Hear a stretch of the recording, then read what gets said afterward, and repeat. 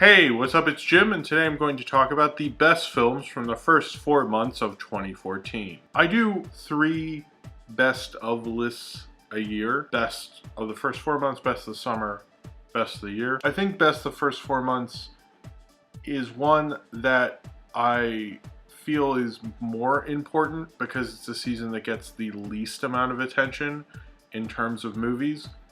And there's a lot of good movies that end up getting forgotten because they're not during a big season. Whereas the other 2 seasons, it's so much more high profile. I didn't love doing best of lists. I like more talking about theory and why I didn't like a movie or why a movie didn't work or something like that. I kind of came to terms with it thinking that I grew up with lists and lists that got me into movies and that recommended movies to me. And so that's purely kind of the function of this. This is the longest one I've done that's not like a best of the year video, and it really speaks to how good this season ended up being. I saw 32 movies so far in 2014, 33, but I'm not counting The Amazing Spider-Man 2 because it was released in May, also because it wouldn't have made it on here regardless, but technically up for the best of the summer. But the only way it's going to get in that is if the summer is really, really bad. I will, at the end of listing them all, tell you what I feel is my best film of this year so far, whatever that means at this point. It is the best film I've seen at this point. At the time I'm filming this, it's early May, so we'll see how that changes. 2 of these films are technically 2013 movies.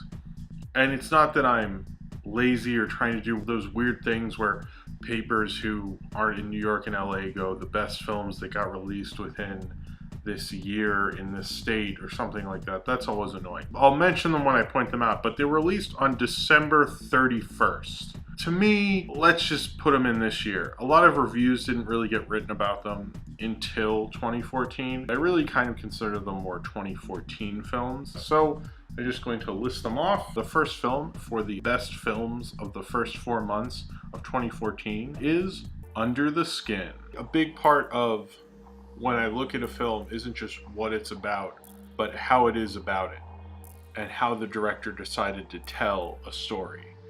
And the story of Under the Skin is really kind of like a B horror movie, kind of salacious, kind of a grindhouse thing, if you really just think about the plot. But how he did it in this very arty, quiet way with not a lot of dialogue and creepy music and intense visuals that remind me of Stanley Kubrick. Jonathan Glazer definitely found an interesting way to go about this film, and I think his direction is probably the reason to see this film, because I haven't seen a director take on an idea like this in such an arty, strange way. But as I was watching it first, I was like, okay, well, this is a quiet film. It kind of crept up on me because at the beginning I was certainly liked it, but by the end I was so immersed in it and surprised how much I liked it. She's an alien at first, being able to understand what her mission is on Earth to get these men, but on other times seems completely confused by Earth and its customs. And the film almost takes an alien approach to its direction. The next film is kind of an eclectic group. I have 2 big Hollywood films on here, actually. And the first big Hollywood film is Captain America: The Winter Soldier. This is a film that could only really exist in the Marvel Universe and really uses the continuity in a way that's not just there to set up other movies. It definitely draws upon the rich continuity that they've built up over this cinematic universe to really do something interesting. It's really kind of a film that can only exist as a sequel. A lot of people bring up because of Robert Redford is in the film and has a major role in it, that this is kind of harkening back to the conspiracy films of the 70s, like 3 Days of the Condor.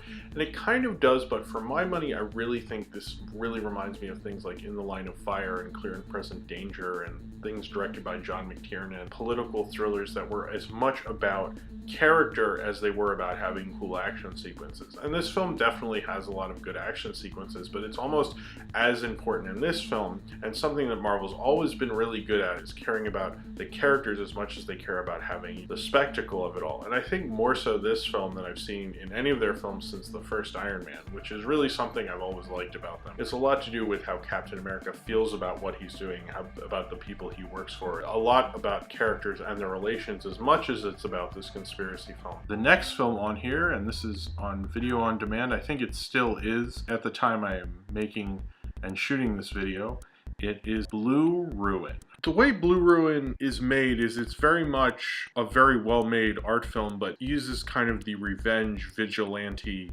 genre, and in all its kind of junkiness. One of the things I like about it is it doesn't deny itself the junkiness of that kind of a genre, so it's not too into the art film world. I think that's one of the things I like about postmodernism in filmmaking, is the way you can combine two things the way Blue Ruin does. Jeremy Salinger really got like what made those directors back in the 70s so great, or made the independent guys so great. They were taking on genres in different ways and showing things that weren't really being done as much. I've never seen a vigilante film done in this way, and this is kind of like a tighter, more American indie movie, and I kind of like that about it. It wants an audience to like it, and it wants you to like Dwight as an audience, but it's not going to soften the blow of what he's actually doing in this film. The next film is one of the ones that was released on December 31st, 2013. This and the next film on my list really show a resurgence in very good martial arts films. It is Ninja Shadow of a Tear. One of the things I think that's really suffering in a lot of Hollywood action movies is overcutting during the action sequences.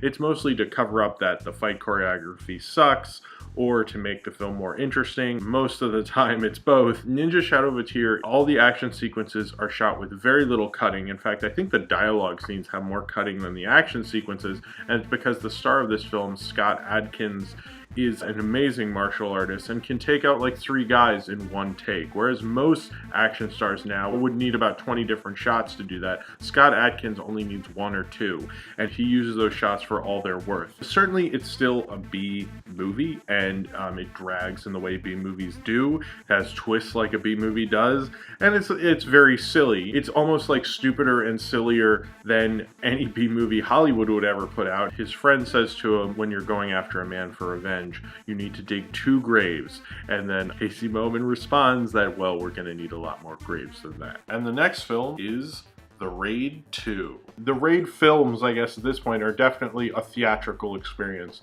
There's really nothing like watching this film with a group of people and watching the most amazing fight sequences I think I've seen in years. It is just thrilling to watch Iko Uwais do what he does in this film. There's a real physicality to his performance that I can't see from any performer working in film today. I was a little sleepy at the beginning. It had been a long day, and after a while those sequences just woke me the fuck up. Some of the things he does and some of the fights they go through in this film almost look inhuman. They're so crazy. This clearly was finally well choreographed by someone who really cares about the martial arts, and Iko Uwais and Gareth Evans clearly do. And after a while I had so much adrenaline pumping through my veins, I was like sweating because it was just such a thrilling film. Gareth Evans wrote this film, he directed this film, he edited this film, and some of the sequences are so well plotted out and so well edited. And you have a sequence where the newer gangster sends his kind of minions out, including Hammer Girl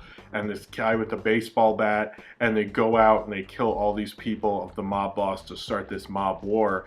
And the quick cutting back and forth between these various sequences, it's just amazing. It kind of reminded me a little bit of D.W. Griffith's Intolerance, if D.W. Griffith knew how awesome it was to have a girl with hammers come attack people and beat them to a bloody pulp.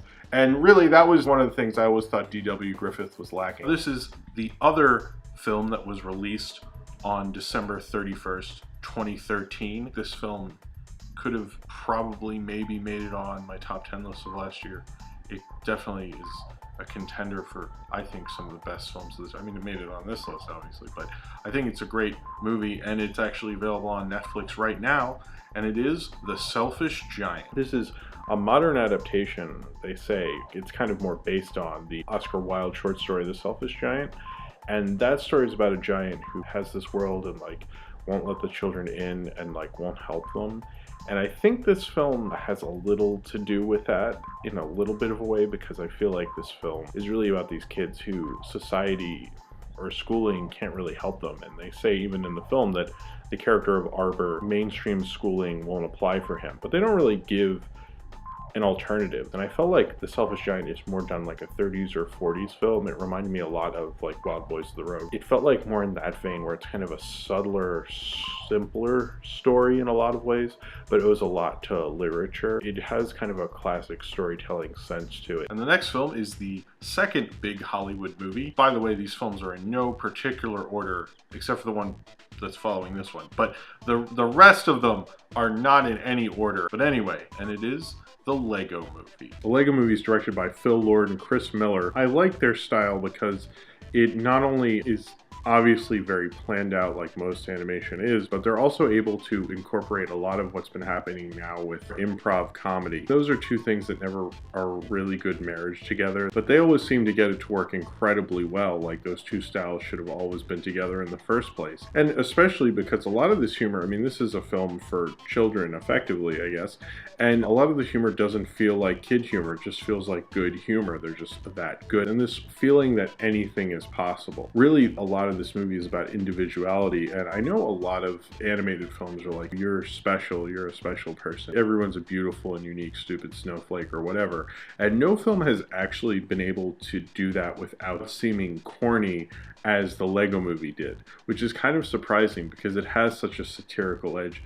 But then it actually succeeds in trying to get across the idea that all the big corporate, more serious, I guess, less satirical animated movies do. And the last film, and the film I consider to be the best film I've seen this year so far, is Stranger by the Lake. Frank, who goes to a lake on his vacation, it's a lake specifically for cruising for other gay men or hooking up with other gay men. And Frank hangs out there for a couple days and hooks up with a couple of guys. And then one night he comes there very late and sees Michael, who looks like kind of a Burt Reynolds centerfold from the 70s. He sees him drowning someone, and Frank doesn't call the police and doesn't warn anyone or anything like that. He seems to be more intrigued and starts falling in love with Michael. This film only takes place at the lake.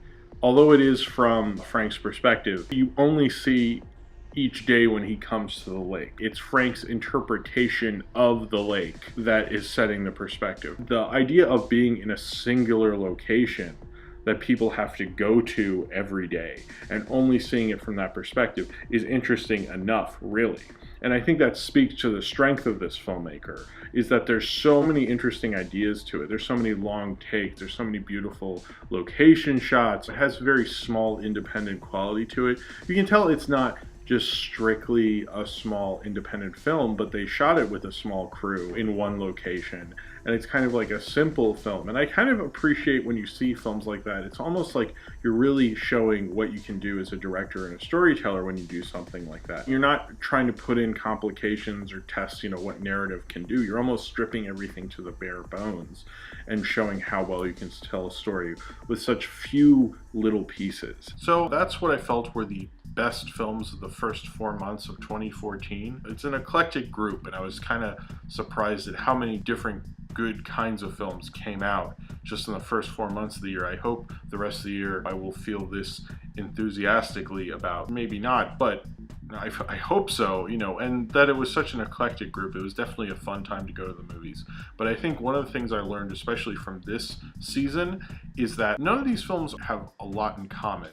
They're very different movies. You have art house movies, you have martial arts movies, you have big mainstream movies on this list, and films that just played on video on demand. If you want to be a moviegoer and really be able to see the best stuff, you really have to be open to all sorts of different venues. Because if you're just going to the mainstream theater, you're just going to the art house theater, you're just watching video on demand or just watching on Netflix, you're not going to get the best stuff. I really think when I go to all sorts of different theaters and try to experience all sorts of different movies, I end up getting to see a lot more good movies because I'm not just like condemned to that one venue and that one distribution market. As always, there is annotations underneath each of these to watch the full reviews. So if you would like to see the full reviews of those, click on those and they will lead you to them. Thank you again for watching. I hope this summer is just as good of a film going experience, and that maybe I'll have even more films on that list. Maybe I will have half as many, and it will be very depressing. So if you have seen any of the films on the best films of the first 4 months of 2014, or if you would like to leave a list of the best films that you have seen so far this year, then leave that in the comments below and subscribe if you would like to.